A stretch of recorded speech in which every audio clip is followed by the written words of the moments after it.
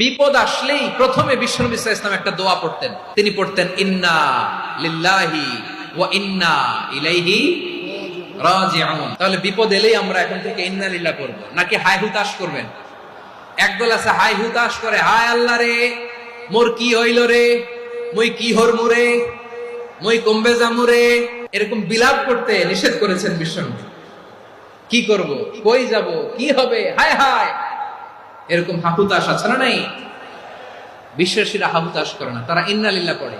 তারপরে বিশ্বনবী পড়তেন আল্লাহুম্মা আজুরনি ফি মুসিবাতি ওয়াখলুফ লি খায়রাম মিনহা। একসাথে প্রথমে পড়তেন ইন্না লিল্লাহি ওয়া ইন্না ইলাইহি রাজিউন, তারপর পড়তেন আল্লাহুম্মা আজুরনি ফি মুসিবাতি ওয়াখলুফ লি খায়রাম মিনহা, মানে আল্লাহ এই যে আমি বিপদে ধৈর্য ধারণ করলাম এটার সব তুমি আমারে দাও, আর যেটা হারালাম এর চেয়ে ভালো কিছু দিয়ে মেকআপ করে দিও, ভালো কিছু দিয়ে বদল করে দিও। সুবহানাল্লাহ পড়েন।